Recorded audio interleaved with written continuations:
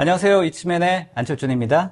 자, CQ 언박싱 10월 라이브 시작해 보도록 하겠습니다. 자, 한 달 동안의 주요 사이버 보안 이슈와 또 아젠다를 정리해 드리는 시간으로 가지고 있고요. CQ 언박싱은 이츠맨과 또 다운 기술이 함께 만들어 갑니다. 자, 오늘도 다운 기술의 고성종 이사님 나오셨습니다. 안녕하세요, 이사님. 안녕하십니까. 네. 이제는 뭐 한 달에 한 번씩 보니까 네.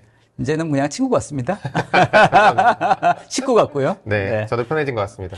어떻습니까? 한 달 또 엄청 바쁘셨죠? 네, 이번에는 또 저희가 아이색 행사 부스도 하는 바람에 네. 조금 정신없이 보낸 시간인 것 같습니다. 네. 왜 이렇게 시간이 빨리 가는 걸까요? 나이가 좀 들어서. 네, 더 그런 것 같습니다. 네. 아무튼 진짜 이제 2024년도도 네. 진짜 얼마 안 남았습니다. 진짜 얼마 안 남았네요. 네. 이제 추워졌습니다. 네. 하여튼 건강 조심하셔야 될 것 같고. 저희가 10월 마지막 주에 진행하는 CQ 언박싱이다 네. 보니까 또 할로윈 분위기를 살짝 이렇게 네. 자, 냈습니다. 과하지 않게. 네. 요즘 또 이렇게 과하지 않는 게 또 유행이다 보니까 과하지 않게 살짝 이렇게 했으니까 기억해 봐 주시면 좋겠습니다. 네, 스튜디오가 너무 이쁩니다. 지금. 네, 알겠습니다. 사람이 이뻐야 되는데. 자, 오늘 어떤 내용으로 준비를 좀 해주셨죠? 네, 오늘 이제 앞에는 짧게 저희가 아이색 현장 리뷰하는 거, 네. 그리고 이제 같이 좀 얘기하려고 왔고요. 두 번째로는 랜섬웨어. 그래서 랜섬웨어의 역사랑, 그리고 이제 유형들, 그리고 대응 방법들에 대해서 어떤 솔루션 관점이 아니라 네. 그냥 보안을 다루는 입장에서 어떤 식으로 이런 것들 쳐다봐야 되는지 조금 알려드리는 자리가 되려고, 될 수 있도록 준비했습니다. 알겠습니다. 뭐, 랜섬웨어 보안 담당자분들이라고 하면 랜섬웨어 뭐 다 알지라고 생각할 수도 있겠습니다만 또 놓치고 있거나 또 그런 어떤 역사라든지 흐름이라든지 네. 이런 것들을 또 익히면 또 이해하는데 훨씬 더 도움이 될 것 네, 같으니까 맞습니다. 오늘 또 관련돼서 솔루션 위주가 아니니까 좀 질문들도 좀 많이 올려주시고 네. 의견이라든지 이런 공유할 수 있는 내용들도 같이 올려주시면 더 좋을 것 같다는 생각이 맞습니다. 듭니다. 네. 자, 저희 CQ 언박싱은 여러분들과 같이 만들어갑니다. 오른쪽 댓글창 있죠? 여러분들 의견들 지금도 많이 댓글 올려주시고 계시는데요. 뭐 안녕하세요 이건 너무 좋고요. 또 여러 가지 인사라든지 또 의견들과 질문들 많이 올려주시면 또 저희가 경품도 준비를 했으니까 또 설문조사도 오픈됩니다. 오늘은 한 30분 정도 오픈되는데 꼭 좀 설문조사도 답변 주시면 좋겠습니다. 자, 이제 본격적으로 오늘 CQ 언박싱 시작해 보도록 하겠습니다. 네, 첫 번째 시간은 한 달 동안의 주요 보안 이슈들을 정리해 드리는 보안 서머리 시간이죠. 오늘도 변함없이 이정현 대리님의 낭낭한 목소리로 들어보도록 하겠습니다. 준비되셨죠? 10월의 주요 보안 뉴스입니다. 첫 번째 소식입니다. 오픈AI의 챗GPT 맥OS 애플리케이션에서 발견된 심각한 보안 취약점이 공격자들로부터 인공지능 도구의 메모리 기능을 악용해 장기간 사용자 데이터를 유출할 수 있도록 스파이웨어를 심을 수 있게 한 것이 드러났습니다. 이 취약점은 사용자의 대화 내용을 기억하는 메모리 기능에 의해 발생했으며 이를 통해 공격자가 악성 지시를 삽입하고 민감한 정보를 수집할 수 있게 했습니다. 현재는 최신 버전의 패치가 완료되었으나 이 사건은 AI 시스템의 메모리 기능에 대한 위험성을 드러냈습니다. 전문가들은 사용자가 메모리 내용을 정기적으로 검토하고 삭제할 것을 권장했으며 기업들은 AI 도구 사용 시 접근 제어 및 모니터링을 강화해야 한다고 강조했습니다. 경찰청은 베트남에서 모바일 스미싱 범죄를 일으킨 해외 조직원 7명을 검거하고 총책 등 3명을 9월 14일 인천국제공항을 통해 강제 소환했습니다. 이 작전으로 총 86명을 검거했으며 조직원들은 청첩장, 부고장 등으로 약 100억 원의 피해를 입힌 것으로 드러났습니다. 다음 소식입니다. 보안연구진이 기아차 딜러 포털에서 심각한 취약점을 발견해 2013년 이후 제조된 수백만 대의 기아차가 원격 공격에 노출될 수 있음을 밝혀냈습니다. 이 취약점은 차량 번호판만으로 잠금, 시동, 경적 및 위치 추적이 가능하게 하여 공격자는 30초 이내에 원격 제어를 수행할 수 있었습니다. 이 사건은 커넥티드 차량의 보안 위험성을 다시 한번 일깨우는 계기가 되었습니다. 마지막 소식입니다. 쿠버네티스 이미지 빌더에서 발견된 CVE 2024-9486 보안 취약점은 CVSS 점수 9.8로 공격자가 특정 조건에서 루트 권한을 획득할 수 있는 위험이 있습니다.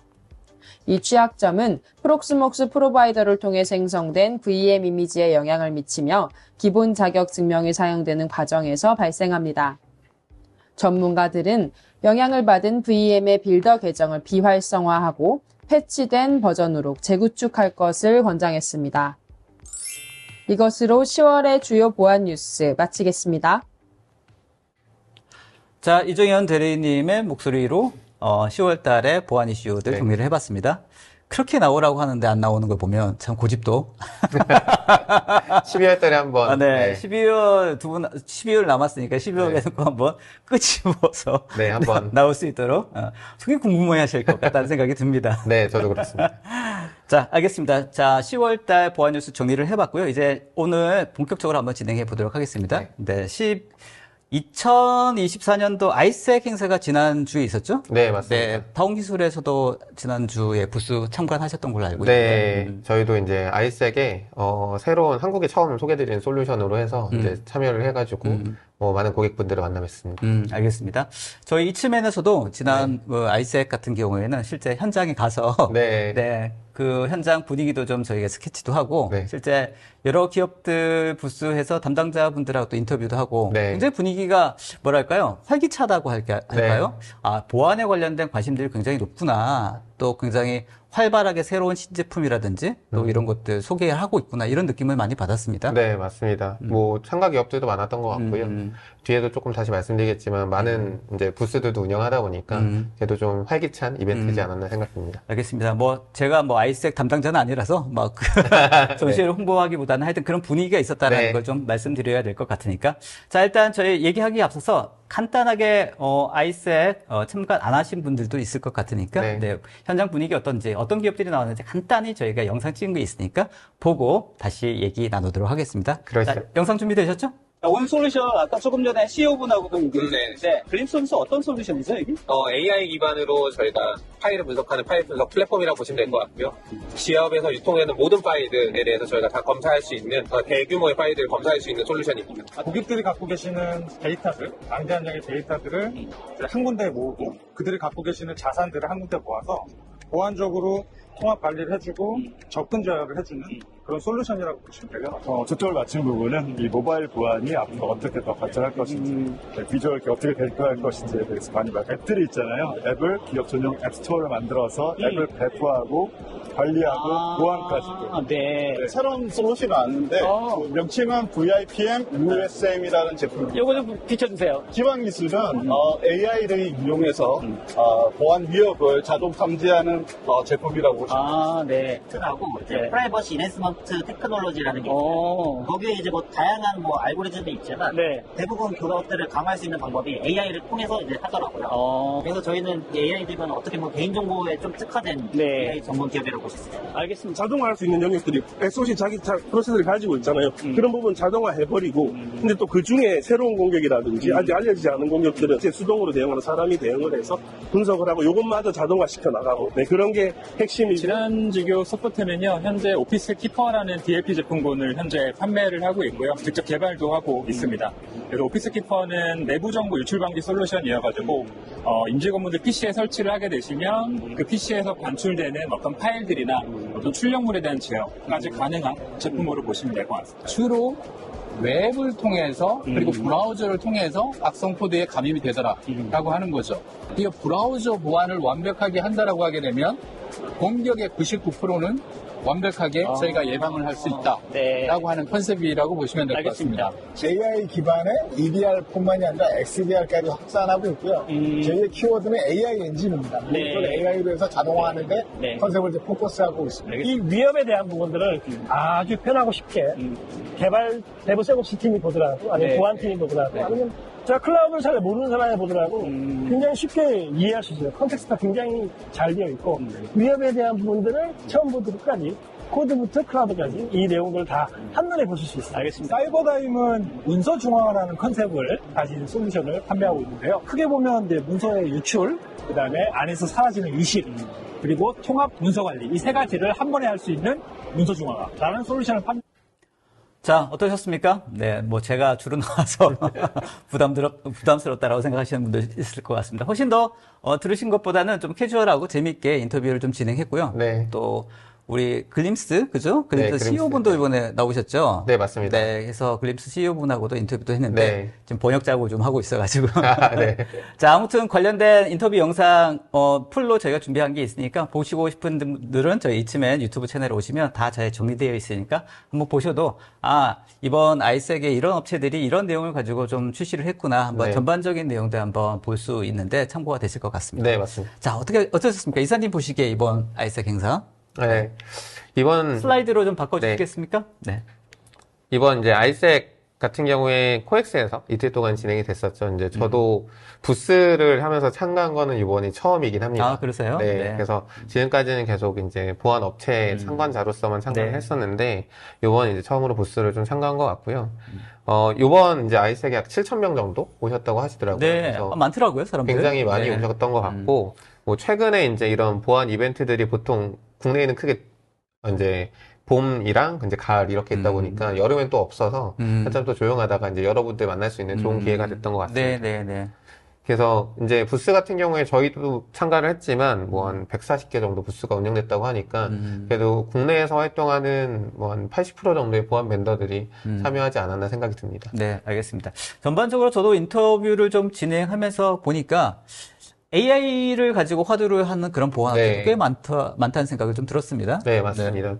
뭐 저희도 이제 그림스라는 제품으로 그 이제 AI를 이용한 파일 분석 시스템을 갖고 왔지만 저희뿐만 아니라 굉장히 많은 회사들이 AI로 이제 보안을 하는 혹은 보안 도와주는 도구들을 가지고 이제 많이 행사에 나오셨더라고요.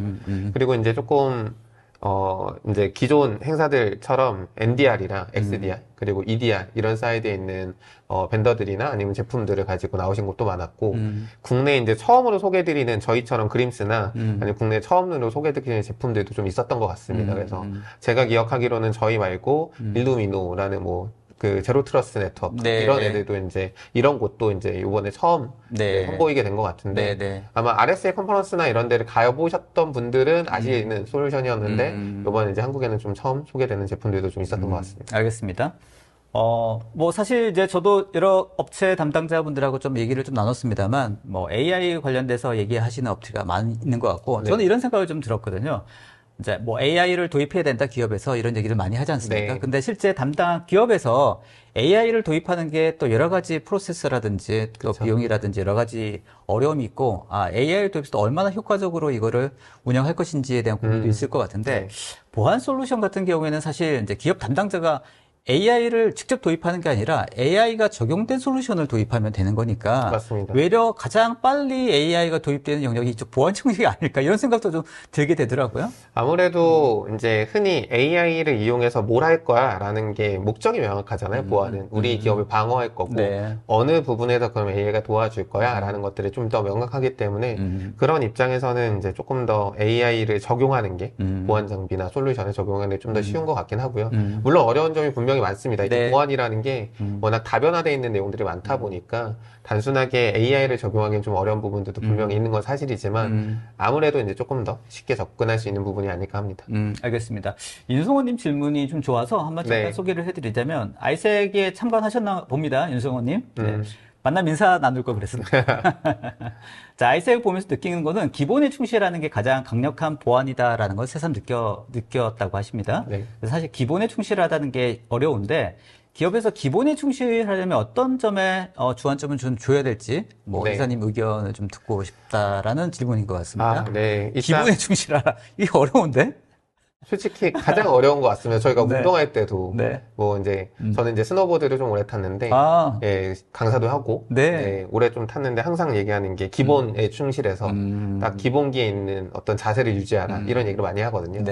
네, 그거만큼 어려운 게 없는 것 같긴 합니다. 근데 이제 보안의 입장에서 기본이라고 하면은 일단은 우리가 생각했을 때 갖춰야 되는 최소한의 필수 솔루션들을 정의하시는 것부터 좀 필요한 것 같아요. 보통 보안에 처음 하시는 어떤 기업이라든가 스타트업 같은 경우에는 아무래도 기업의 성장이 우선시되고 보안은 조금 뒷전으로 밀리는 경우가 있는데 많죠. 그럼에도 불구하고 최소한으로 갖춰야 되는 영역들을 내부적으로 이제 각자의 어떤 비즈니스 모델이나 상황들을 고려하셔서 설정하시는 게 좀 필요할 것 같고, 그런 거를 운영하기 위한 운영 인력이 보안에만 좀 집중할 수 있도록 하는, 어떻게 따지면 여기 계신 분들이 아니라 C레벨 분들한테 말씀드려야 되겠지만 네. 그런 부분들이 좀 필요하지 않나 생각이 좀 듭니다. 알겠습니다. 보안의 기본에 충실하기 위해서는 담당자가 그 기본을 충실할 수 있도록 시간을 제대로 잘 맞습니다. 투여하고 그 일에 집중할 수 있는 어떤 분위기라고 해야 될까, 그쵸. 전략을 회사가 마련해줘야 될 것 같은데 싸우셔야 됩니다. 너무 어려운 얘기죠. 화이팅! 싸우셔야 됩니다. 네, 저도 항상 응원드리고 있습니다. 네, 누가 이렇게 주는 게 아니라 본인들이 그 롤을 가져올 수 있도록, 예산도 마찬가지고. 맞습니다. 네, 좀 이렇게 필요성을 좀 적극적으로 어필해 볼 필요가 있지 않을까 싶고요. 네. C레벨 분들 저희 시큐 언박싱 꼭 좀 들으라고 좀 말씀 좀 해주시고. 네. 제가 그런 얘기 종종 해드리도록 하겠습니다. 자, 알겠습니다. 또 질문들 많이 올려주시면 저희가 중간중간 소개를 해드리도록 하고요. 자, 아이색 관련된 내용들은 이 정도로 마무리하도록 하고요. 자, 이제 오늘 본격적으로 얘기 나눌 랜섬웨어에 대해서 한번 얘기 나눠볼까 하는데, 네. 사실 뭐 랜섬웨어 보안 담당자분들은 다 아실 것 같은데, 네. 그래도 한번 좀 깊게 파헤쳐 보면 네. 역사라든지 맞습니다. 형태라든지 어떻게 진화하고 있는 거라든지 또 앞으로 우리가 어떻게 준비해야 될지에 대한 전반적인 내용들 한번 들어보고요. 이 시간에는 사실 저도 좀 듣는 입장에서 네. 좀 배우는 입장에서 한번 들어보도록 하겠습니다. 네. 아까 말씀드렸던 것처럼 솔루션 베이스가 아니라 랜섬웨어라는 이 보안에 관련된 여러 가지 측면에서 얘기를 같이 나눌 수 있는 시간을 만들려고 하니까 여러분들 의견도 많이 올려주시면 네. 좋겠습니다. 자, 이사님 준비되셨죠? 네. 시작해 보도록 하겠습니다. 네, 오늘은 이제 랜섬웨어에 대해서 조금 딥하게 파헤쳐보는 시간을 좀 가지려고 합니다.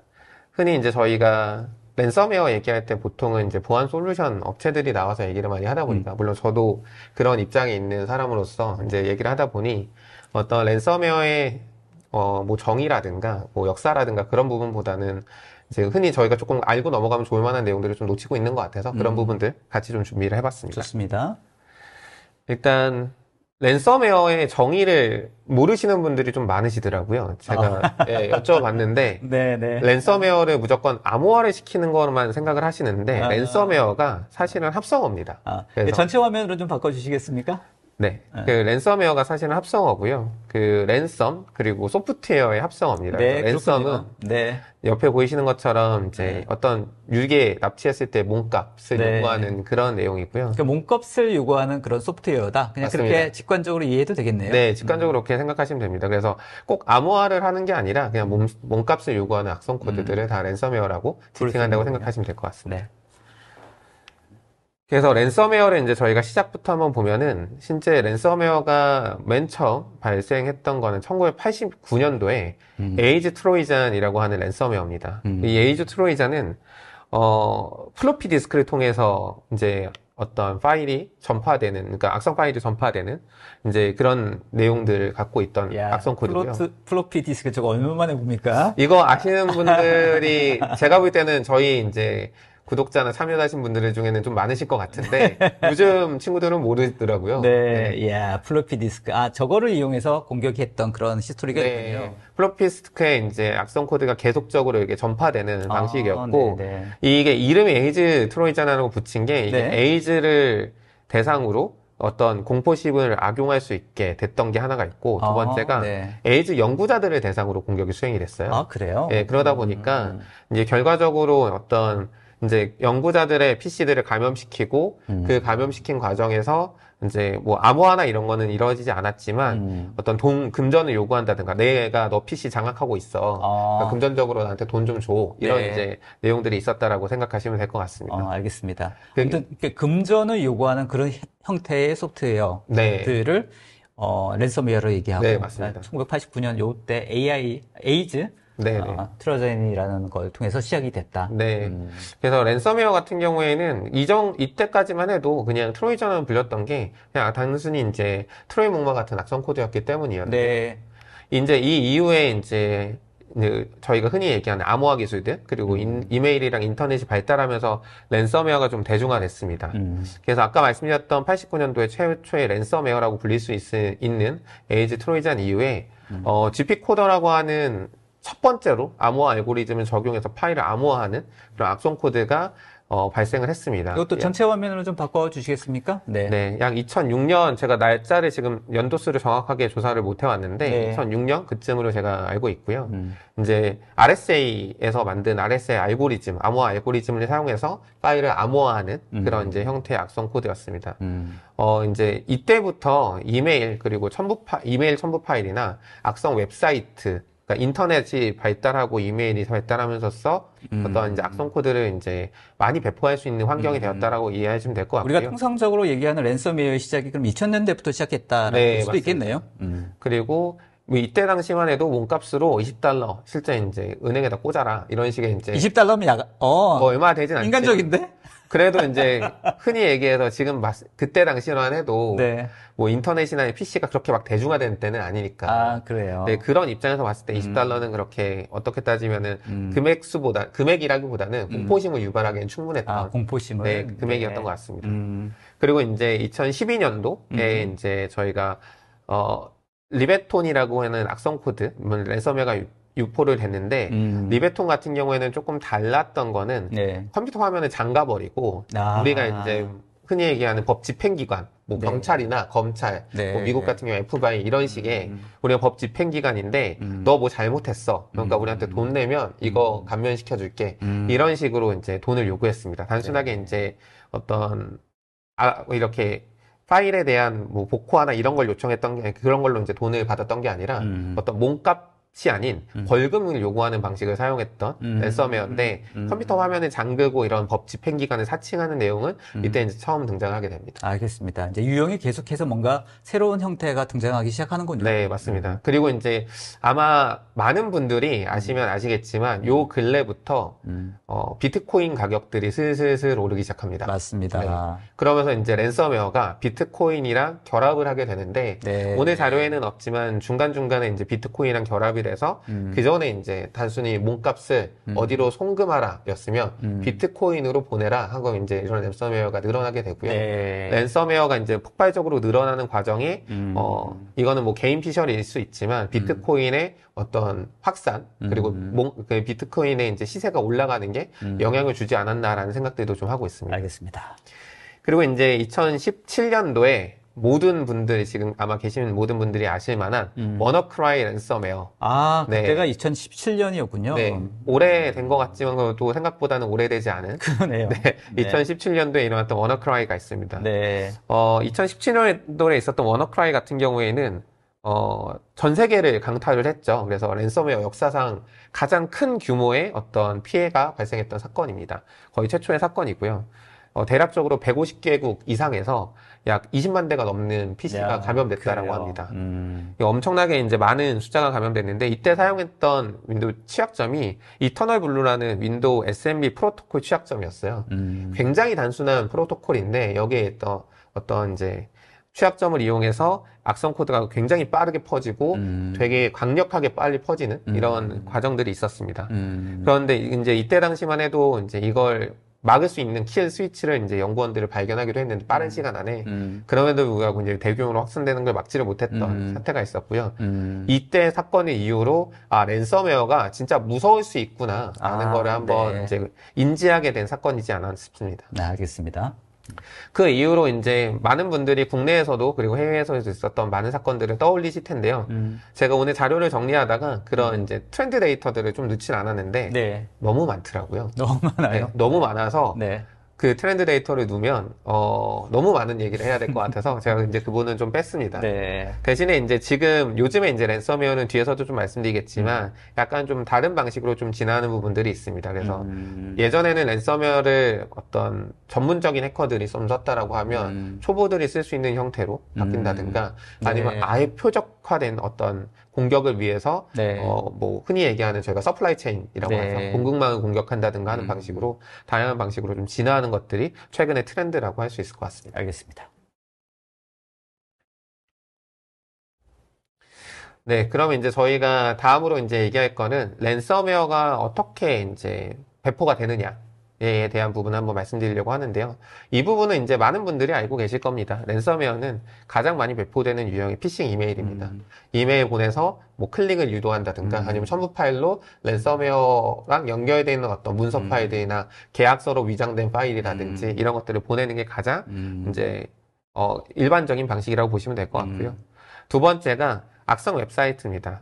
실제 이제 정상적인 웹사이트들인데요. 예를 들어서 뭐 신문사 사이트들 중에 보면은 들어가시면은 보셨던 기억이 있으시겠지만 양쪽에 스크립트 배너들이 있으실 거예요. 네네네. 그렇죠. 광고 배너들. 맞습니다. 근데 그런 광고 배너는 실제 신문사에서 운영하는 광고가 아닙니다. 그렇죠. 그러니까 흔히 얘기해서 다중 레이어로 돼 있고 그 레이어에 있는 페이지는 그런 광고를 제공하는 데서 이제 서비스를 하고 있는데 그러다 보니까 당연히 영세한 광고 회사가 보안은 고려하지 않고 광고의 이미지만 혹은 링크만 딸 수 있게 이제 만들어 놓죠. 네. 그럼 이제 공격자들은 그런 사이트만 들어와서 뭐 그 광고 페이지를 우리는 기업의 어떤 신문 기사를 조회하려고 들어간 건데 네. 당연히 따라오는 내용 중에 광고 페이지가 있고 네. 그 광고 페이지가 위조작돼서 어떤 악성 코드가 떨어진다든가 네. 이런 이제 그 사건들이 발생하기도 하고요. 그러니까 사이트 자체가 악성 사이트가 아니라 네. 저희가 들어가는 그 사이트가 일반적인 그냥 정상적인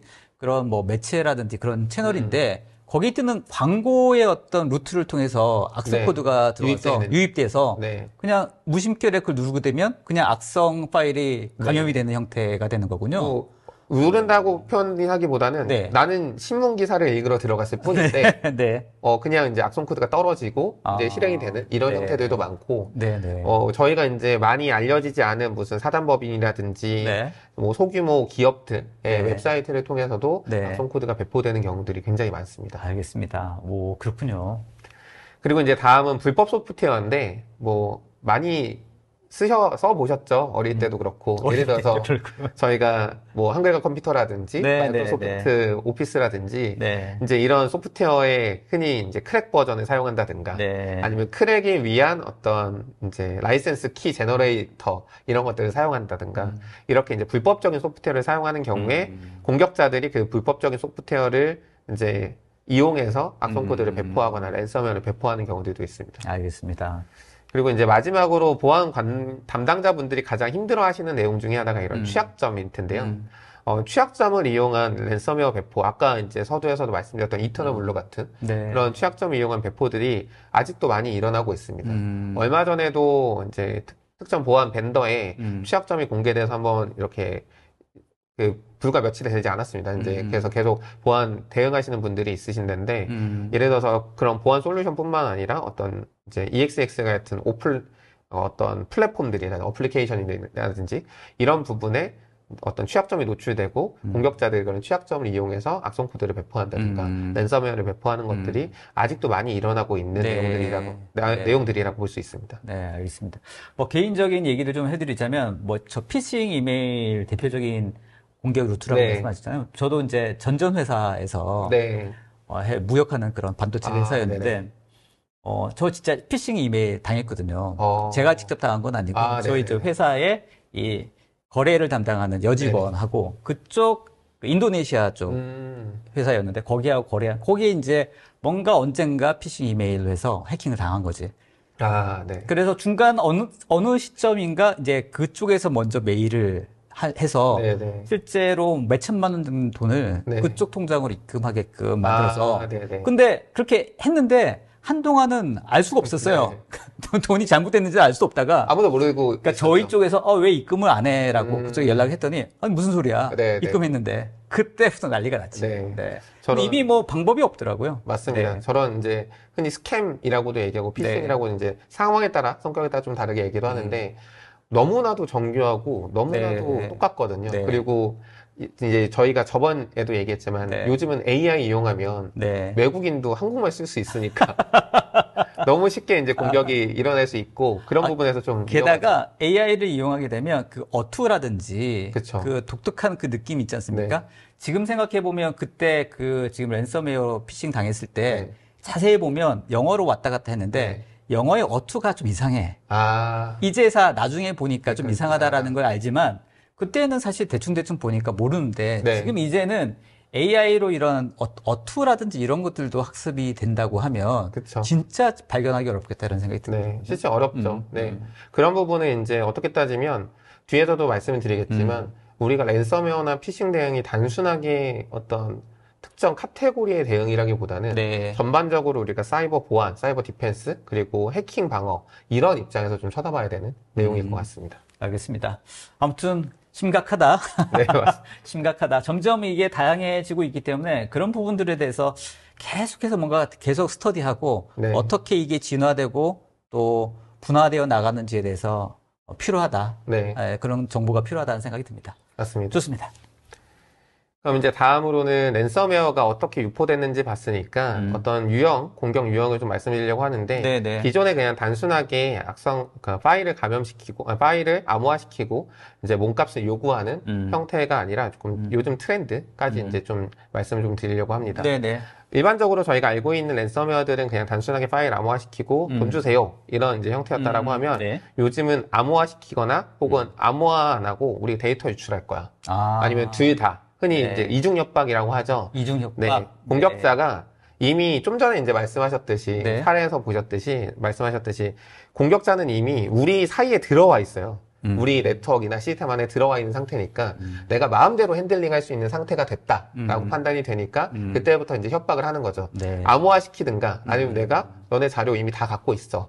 이거 다 공개할 거야. 뭐 이런 식의 이제 여러 가지 방법으로 이중 협박을 하는 게 요즘의 트렌드 중에 하나인 것 같습니다. 그래서 최근에도 국내 뭐 기업들도 그리고 해외 많은 기업들이 계속 랜섬웨어 피해를 당할 때 보면 이제 락빗이라고 되게 유명한 랜섬웨어 공격 그룹이 있는데 우리가 이제 데이터 너네 거 다 암호화했어. 이런 것도 있지만 너네 데이터 공개할 거야. 네. 돈 입금 안 하면 공개할 거야. 네. 네, 이런 이제 공격들까지 네. 뭐 한 번 피해가 아니라 지속적으로 협박하는 어떤 그럴 것 협박들이 같은데요. 계속적으로 일어나고 네, 있다라고 네, 보시면 네, 될 것 네. 같습니다. 그런 경우 어떻게 대응하는 게 좋을까요?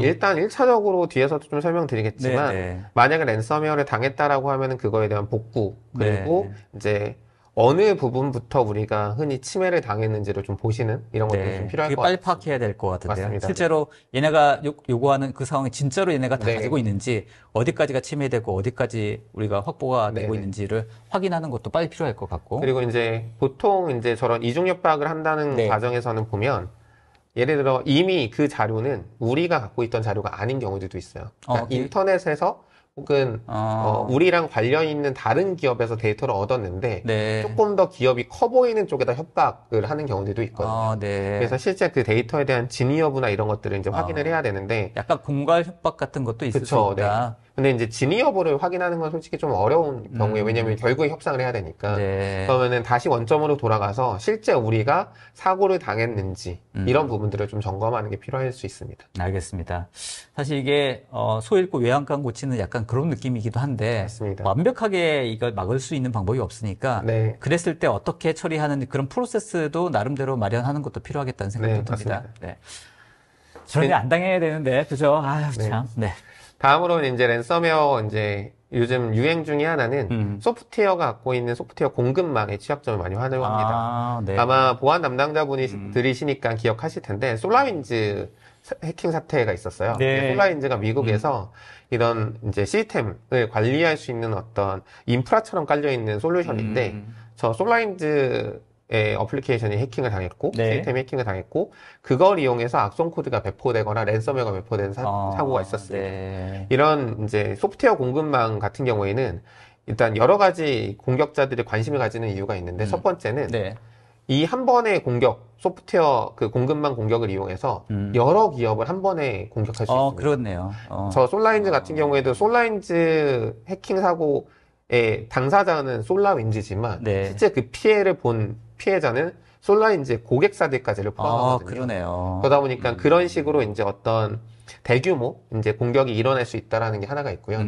그리고 일반적으로 최근에 모든 보안 회사 그 보안 장비들이나 이런 부분에서는 소프트웨어를 우리 기업을 보호하기 위해서 다양한 보안 이제 솔루션들을 운영하고 계시잖아요. 그러니까 1차원적으로 뚫는 게 좀 어려워요. 네, 걸릴 수도 있고, 뚫다가 힘들 수도 있고, 흔히 얘기해서 ROI가 안 나오는 상황들이 발생할 수 있는데, 만약에 저런 이제 소프트웨어 공급망 안에 있는 회사를 하나 해킹했다, 혹은 우리랑 협력 관계에 있는 파트너 사이에 있는 관계사를 해킹해서 백도어를 뚫어서 들어올 수 있다라고 하면 굉장히 손쉽게 그 회사, 내가 타겟으로 하는 회사에 들어갈 수 있게 되거든요. 그러다 보니까 저런 다양한 공급망에 대한 공격들이 계속적으로 일어나고 있고 결국에는 보안도 공격자 입장에서 어떤 ROI를 추구하는 과정에서 효과적인 방향으로 진화하고 있다라고 보시면 될 것 같습니다. 알겠습니다. 그러니까 실제 고객사 입장에서는 내가 믿고 쓰고 있는 소프트웨어 공급 업체이기 때문에 그쪽 관련된 어떤 라인은 그냥 보안적으로 믿을 수 있다라고 그렇죠, 생각하는 네. 경우가 훨씬 더 많을 테니까. 맞습니다. 트러스트하다고 생각을 하는 네, 거죠. 그렇죠. 네. 이제 다만 이제 그런 과정에서 물론 보안 솔루션이나 이런 솔루션을 제공하는 입장에서는 그런 보안적인 부분들을 분명히 강화를 해야 되겠지만 고객 입장에서도 사용하는 고객 입장에서도 그럼 얘네가 안전한지를 주기적으로 평가하거나 들여다보는 이런 노력들도 좀 필요한 게 사실입니다. 그러니까 공급망에 대한 관리라든지 네. 이게 진짜 트러스트 할 수 있는지에 대한 여부를 체크하는 그런 과정들도 프로세스도 필요하다. 네, 맞습니다. 아, 그렇군요. 그리고 이제 마지막으로 최근에 이제 랜섬웨어는 예전에는 이제 흔히 악성 코드를 만들어서 배포한다든가 누군가를 해킹한다는 게 굉장히 어려운 기술이었거든요. 네네. 그리고 특히나 랜섬웨어를 만드는 거는 굉장히 어려운 기술로 받아들여졌는데 이제 라스라고 저희가 부르는데 네. 랜섬웨어 에즈 서비스가 나오면서 네. 이런 부분들이 기술력이 부족한 어떤 요즘 공격자도 그런 서비스들이 왜 이렇게 많이 나오는 거야? 그죠? 그쵸. 이제 너무 서비스가 유행하는 것 같긴 한데, 기술력이 부족한 공격자들, 정말 주니어 공격자들도 네. 라스를 이용해서 쉽게 랜섬웨어 공격을 감행한다든가, 네. 아니면은 아예 처음부터 이제 공격자들이 업무를 분할하는 형태들도 요즘은 많이 보이고 있어요. 아, 네. 나는 라스 서비스만 개발하고, 네. 이거는 오퍼레이션 하는 거는 다른 공격 그룹이 하고, 네, 이런 식으로 이제 서로 분업화되어 있는 네. 어떤 공격 형태들도 많이 보이고 있습니다. 야, 그들도 뭔가 진짜 ROI라든지 실제 진짜 효과를 내기 위해서 다양하게 네. 굉장히 머리가 좋은 사람들인 것 같습니다. 저도 이제 항상 고객사에 가서 이제 흔히 얘기하는 이런 설명들을 할 때 많이 말씀드리는 것 중에 하나가 뭐냐면 공격자는 100만이고요. 네. 저희는 100명도 안 됩니다. 네. 근데 그거를 대응해야 됩니다. 너무 어려운 도전 아닙니까? 네, 말씀을 드리고 네. 있는데 그 100만이 예전에는 각각 따로따로 이제 놀았다라고 하면 요즘에는 굉장히 서로 정보도 많이 주고받고 네. 이제 그런 과정에서 이제 흔히 분업화도 많이 이루어지고 네, 이런 네. 과정들이 있습니다. 알겠습니다. 그래서 이 방어하는 저희들도 그런 네트워크라든지 그런 정보를 뭔가 긴밀하게 교환할 수 있는 커뮤니티라든지 네. 그런 것들이 활발하게 좀 일어나야겠다라는 생각이 들거든요. 저희가 저번에 이제 미 대선 관련돼 있는 보안 변화 관련된 얘기를 했을 때도 동일하게 한번 말씀드린 것 같은데 단순하게 우리 혼자 어떤 방어를 계속할 수 있는 게 아니라 우리와 같이 있는 연대에서 방어를 이루어 나가야 된다라는 게 국제적인 기조라고 생각해 주시면 될 것 같고요. 그런 입장에서 우리가 더 할 수 있는 게 무엇인지를 좀 고민해 볼 필요가 있는 시점. 국내에 그런 어떤 커뮤니티도 많이 있나요? 실제 제가 알고 있는 걸로는 한 4-5개 정도 이제 커뮤니티가 있는 걸로 알고 있고요. 커뮤니티 안에서는 어떤 뭐 시소 모임이라든가 아니면 보안 담당자들끼리 모임이라든가 그리고 카카오 오픈 채팅방도 있으시더라고요. 네, 그런 네, 데에서 네. 많은 정보들을 교환하고 있으신 걸로 알고 있습니다. 알겠습니다. 당연히 뭐 저희 시큐 언박싱 같은 통해서 네. 같이 이런 정보하고 또 이렇게 대화를 통해서 의견 나누는 것도 좋을 것 같다는 생각이 듭니다. 네. 좋습니다. 그래서 이제 랜섬웨어 아까 이제 설명드린 대로 공격 방식 뭐 어떤 식으로 공격이 들어오고 그리고 어떤 식의 이제 트렌드들이 있는지 설명드렸는데 그럼 이제 우리가 랜섬웨어를 어떻게 방어해야 되는지를 조금 고민해 봐야 되거든요. 그렇죠. 랜섬웨어를 방어하는 입장에서 한번 고민해 볼 때 제가 일단은 랜섬웨어 이제 감염 사례를 2가지 정도를 갖고 왔습니다. 좋습니다. 이게 이거 화면 좀 좋습니다. SK 시더스랑 이제 키사에서 나왔던 보고서를 좀 갖고 왔는데 네네네. 일단은 뭐 복잡해 보이시겠지만 네. 공격자가 뭐 피싱 이메일을 보내서 이사님 이렇게 위에 거 누르면 레이저가 됩니다. 네. 네, 그렇게 네. 체크해 주시는 것도 괜찮을 것 같아요. 네. 네. 공격자가 피싱 이메일을 위로 올리시면 돼요. 네네. 공격자가 피싱 이메일을 보내서 어떤 이제 제로데이 공격을 수행하거나 네.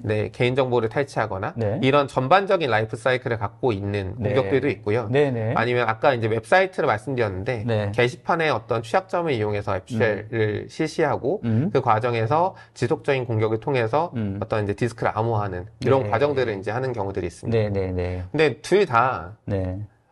파일을 암호화하거나 그리고 나서 이제 몸값을 요구했다는 걸 제외하고는 네. 이 앞에 있는 모든 단계들은 다 그냥 일반적인 해킹 단계랑 똑같거든요. 네. 그럼 이제 저희가 생각할 때 네. 보안 담당자들 입장에서 단순하게 랜섬웨어라는 키워드만 대상으로 뭔가를 한다라기보다는 랜섬웨어 공격 자체가 어떤 지능화된 해킹 공격에 대한 대응 능력을 필요로 한다라는 점에서 이제 고민을 해보셔야 되지 않을까라는 생각이 좀 있습니다. 단순하게 그냥 파일을 암호화하는 거 혹은 그걸 막을 수 있는 방법이 있습니다가 아니라 지능화되어 있는 해킹 방법, 해킹 공격을 우리가 어떤 식으로 막을 수 있느냐, 어떤 식으로 대응해야 되느냐, 그리고 어떤 식으로 복구해야 되느냐, 이 부분에서 이제 좀 고민이 필요한 시점이라고 생각이 듭니다. 원래 화면으로 좀 바꿔주시겠습니까? 네. 그러면 말씀하신 걸 보면 실제로 최종적으로 몸값을 요구한다든지 암호를 걸어서 사용하지 못하게 만든다든지 하는 행위는 랜섬웨어의 공격의 범주라고 있지만 그 전에 있는 단계는 일반적인 해킹 단계하고 동일하다고 생각해야 되는 거군요. 맞습니다. 그러니까 랜섬웨어를 대응하는 우리의 자세가 꼭 랜섬웨어를 막겠다라고 하기보다는 전반적으로 해킹의 전반적인 보안 정책을 강화하는 쪽으로 가는 수밖에 없겠다라는 생각이 드네요. 맞습니다. 결국에는 랜섬웨어를 당했다는 건 우리가 이제 임팩트 상황에 놓였다는 거죠. 이제 어떤 피해 상황까지 갔다는 거고 저희 이제 보안 담당자들이 해야 될 거는 그 단계까지를 가지 않도록 하는 다양한 보안 레이어들이 이제 같이 필요한 거겠습니다. 알겠습니다. 단계별로 그래도 체킹하거나 또 검출할 수 있는 그런 것들을 많이 장치를 혹은 어떤 그런 레이어를 많이 만들어내는 것도 중요할 것 같다는 생각도 들고요. 뒤에서는 좀 같이 설명드리겠습니다. 네, 좋습니다. 그래서 결국에 이제 랜섬웨어를 대응하는 관점이 단순하게 우리가 랜섬웨어만 대응할 거야 이게 아니라 어떤 사이버 디펜스 개념에서 사이버 방어 관점으로 접근하는 게 필요합니다. 네. 지금 왼쪽에 이제 보이는 화면처럼 저희가 사이버 방어를 위해서 6가지 핵심 기능이라는 이제 구글 클라우드의 디펜스 어드밴테이지라는 이제 리포트에서 제가 좀 가져왔는데요. 네. 인텔리전스 그리고 어떤 이제 흔히 얘기하는 이제 정보죠. 네. 그리고 저희가 어떤 식으로 탐지할 건지, 그리고 어떤 식으로 리스폰스 대응할 건지, 이게 이제 가장 위에서 이제 있다라고 보시면 될 것 같고, 여기에 추가적으로 우리가 보안을 고도한다라고 하면은, 우리가 갖고 있는 보안 장비들이 정상적으로 이런 것들을 탐지하도록 계속 운영되는 상태가 맞는지를 밸리데이션, 이제 점검해야 될 필요가 있고요. 그리고 추가적인 어떤, 상황들을 우리가 계속 모니터링 할 수 있게 이제 헌팅 작업들 그리고 어떤 우리가 메인 미션을 하나 정해놓고 그 미션 위주로 이 모든 것들을 이제 운영하는 상황들이 필요할 겁니다. 네. 그래서 지금 오른쪽에 보이시는 것처럼 인텔리전스 기반에서 말씀드렸던 밸리데이트부터 디텍트, 리스폰스, 헌팅 과정들을 지속적으로 운영할 수 있는 어떤 운영 프로세스들을 가지고 있는 게 그리고 우리가 그렇게 운영 프로세스를 구현하는 게 어떻게 따지면은 사이버 보안 관점에서 가장 필요한 일이 아닐까 생각이 듭니다. 그러니까 각각의 요소를 확립하는 것도 중요하지만 전체적으로 이런 사이클을 계속해서 유지할 수 있는 프로세스를 마련하는 것도 굉장히 중요한 포인트겠다라는 생각이 드네요. 1차적으로 이제 좀 말씀드리고 싶은 것 중에 하나는 모든 보안 솔루션은 여기 계신 모든 분들이 아시겠지만 100%라는 솔루션은 없습니다. 그러다 보니까 중요한 말입니다. 그러면은 우리가 그 100%를 못하는 나머지 부분들을 어떤 방식으로 우리가 채워나갈지에 대한 부분이 고민이 필요할 텐데요. 그거를 계속 솔루션으로만, 흔히 제품으로만 막는다라고 하면 좀 한계가 있을 수밖에 없습니다. 모든 제품이 놓칠 수도 있는 거잖아요. 그런 것들을 대비하기 위해서 우리가 이런 것들을 운영하는 프로세스까지 좀 고민할 필요가 있지 않나. 최근에 이제 제가 고객사분들이랑 많이 미팅을 하다 보면은 그런 프로세스적인 관점들을 많이 고민을 하시기도 하지만 때로는 놓치시기도 하는 부분들이 좀 있는 것 같아요. 그래서 조금 고민을 해보실 필요가 있지 않나 생각이 듭니다. 결국 프로세스는 솔루션을 도입하는 그 솔루션 제공 업체들은 각각의 도메인이나 각각의 영역에서 보안의 어떤 방향들을 제시해주고 거기에 대해서 뭐 어떤 보완을 할 수 있는 강화할 수 있는 어떤 솔루션이긴 하지만 전체적으로 아우를 수 있는 이 관리 전체적인 프로세스는 결국은 운영 담당자, 보안 담당자가 만들어야 되는 그런 프로세스지 맞습니다. 않겠습니까?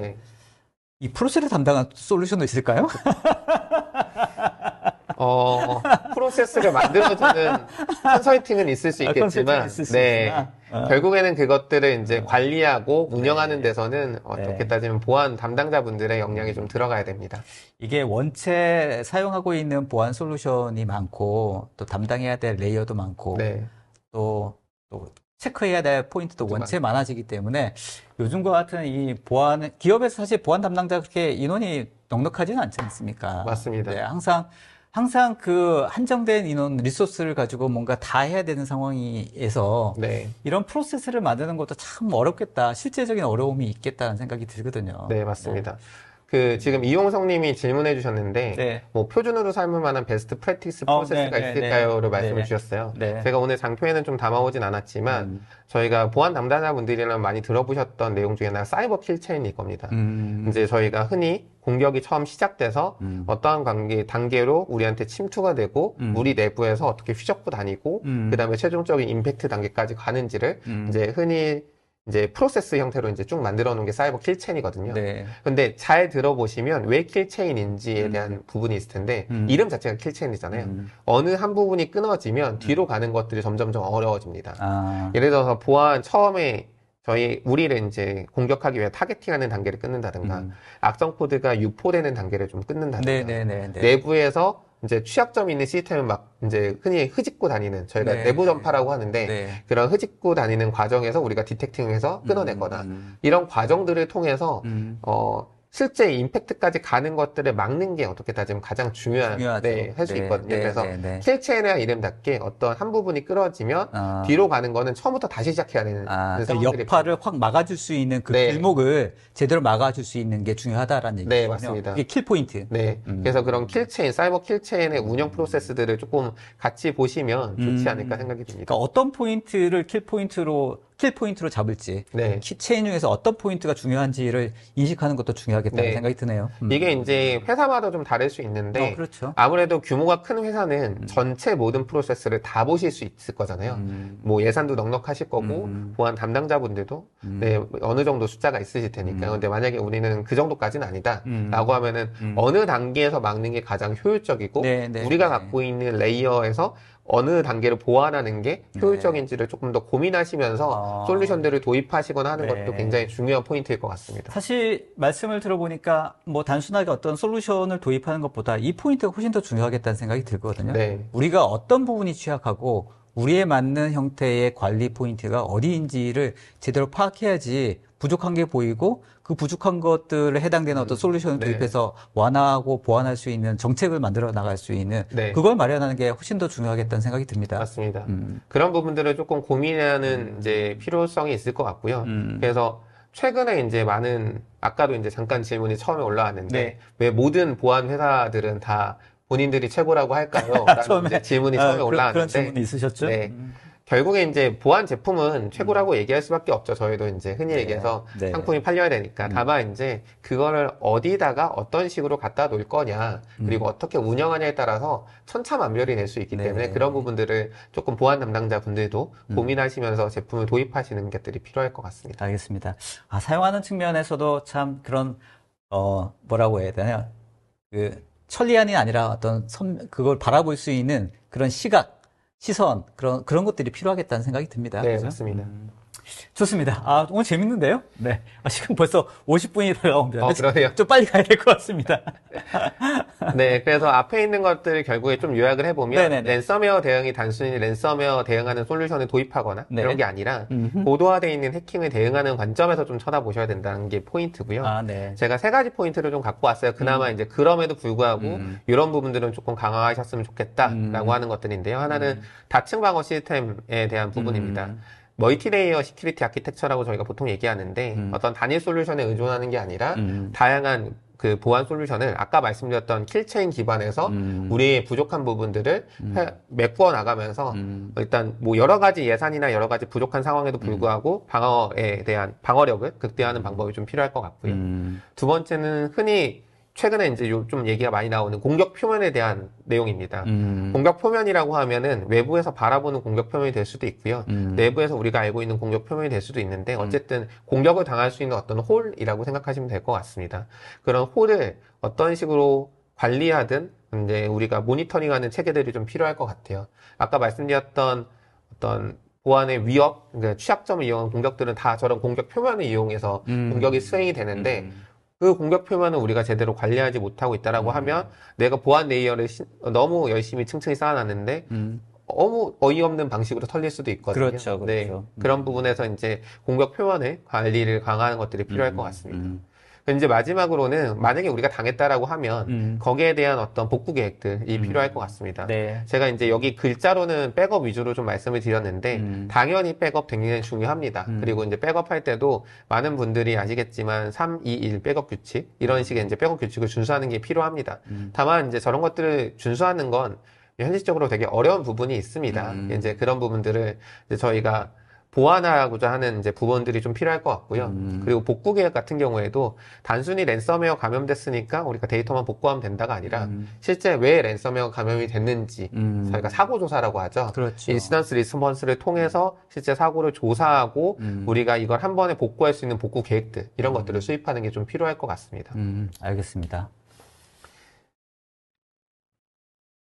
네, 그래서 이제 다음으로는 랜섬웨어의 미래에 대해서 말씀을 드리려고 하는데, 네. 뭐, 여기는 너무나도 그냥 현재도 빡빡한데 미래는 어떻게 될까요? 제 뇌피셜과 이제 지금까지 있는 트렌드를 가지고 좀 말씀드리려고 합니다. 좋습니다. 네.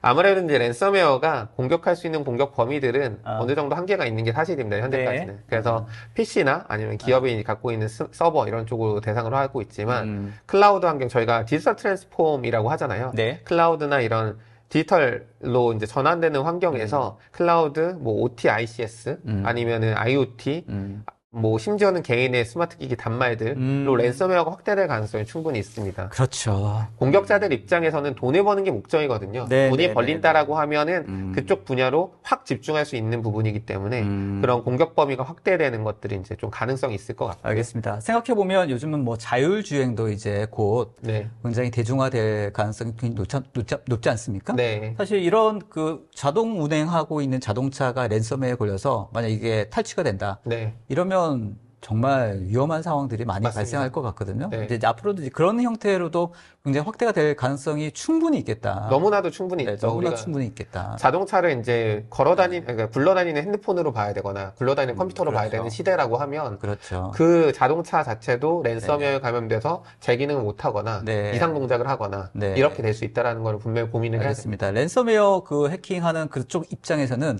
뭔가 긴급하거나 정말 생명에 위협이 될 수 있는 어떤 상황들을 볼모로 잡고 위협을 했을 때 그게 ROI가 높지 않습니까? 너무 높죠. 너무 높죠. 핸드폰보다는 자동차 아니면 집에 IoT라든지 기기들. 이런 것들 기기에서 집이 뭐 예를 들면 문이 안 열리거나 문이 안 열리거나 네. 뭐 요즘은 가스 밸브도 네. 이제 저런 걸로 할 수 있으니까 네. 가스 밸브를 잠근다든가 연구하든가 뭐 이런 것들. 너 불낸다? 네. 이야. 그런 부분들까지 고민을 좀 해야 될 것 같습니다. 심각해요, 진짜. 네, 알겠습니다. 그리고 이제 다음은 AI를 이용한 랜섬웨어 고도화일 것 같은데 저희가 전 시간에도 말씀드렸지만 AI를 공격자들도 많이 사용하고 있습니다. 그러다 보니까 어떤 자동화된 혹은 취약점을 분석하다든가 아니면 어떤 맞춤형 공격들을 AI를 이용해서 더 정교하고 효율적으로 이제 공격을 수행하게 될 텐데 방어자 입장에서는 방어가 더 힘들어지는 건 사실이고요. 그런 부분을 또 이제 도와주는 AI들을 또 활용할 이제 창과 방패 싸움을 어쩔 수 없이 해야 되는 시대가 된 거 아닌가 생각이 듭니다. 알겠습니다. 네, 그래서 제가 오늘 준비한 내용은 여기까지고요. 흥미롭습니다. 네.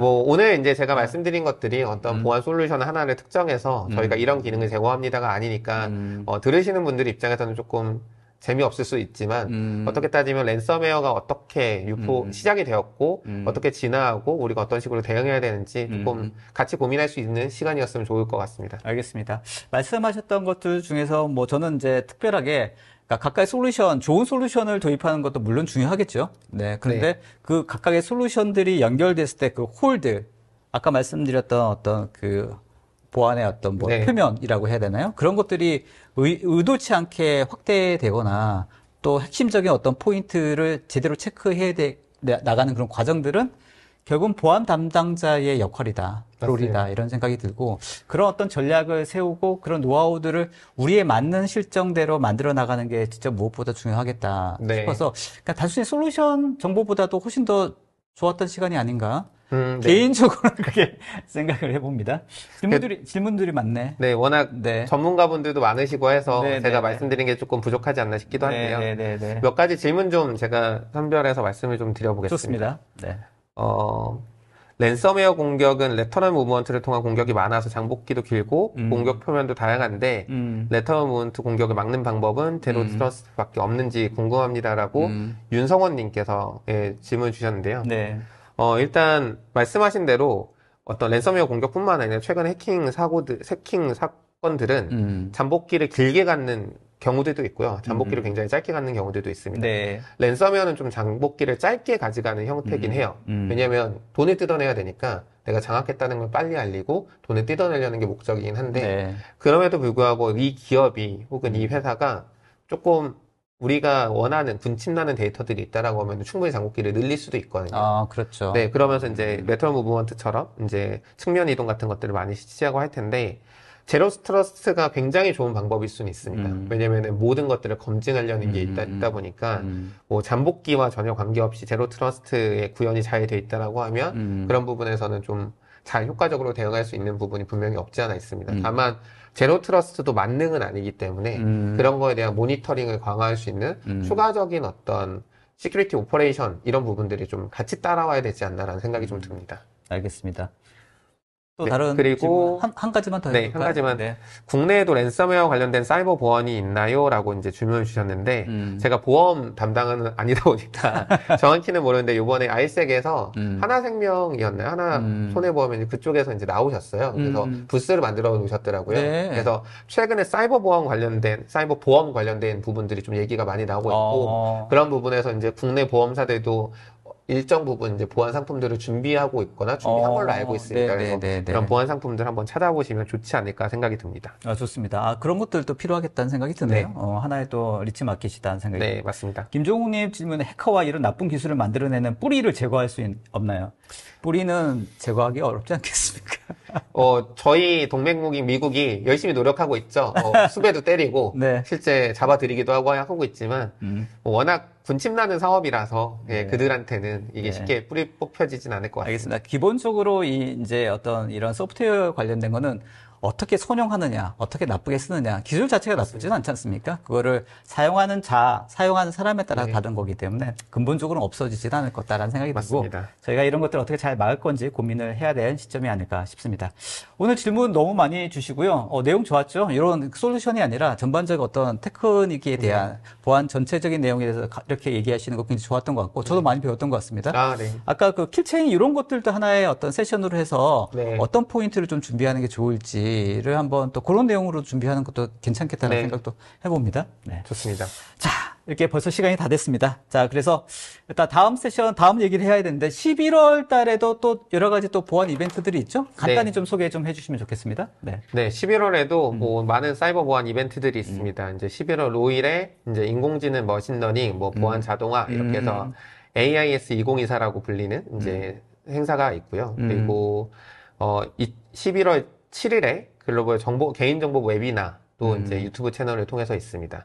그리고 최근에 이제 클라우드 관련돼 있는 부분들, 이제 클라우드 보안 관련된 부분이 있는데, 클라우드색 2024라는 행사가 이제 조선 팰리스 서울 강남에서 있고요. 그리고 이제 다양한 행사들을 통해서 보안 관련된 행사들 좀 접해보시고 트렌드들도 접해보시면 좋을 것 같습니다. 알겠습니다. 아까 뭐 이사님 말씀하셨던 것처럼 우리 이제 보안 담당자들도 뭔가 계속해서 정보를 얻고 또 네트워킹도 하고 해야지 해킹하는 그 그룹들의 협업에 못지않게 저희도 힘을 좀 키워야 되지 않겠습니까? 맞습니다. 필요할 것 같다는 생각이 듭니다.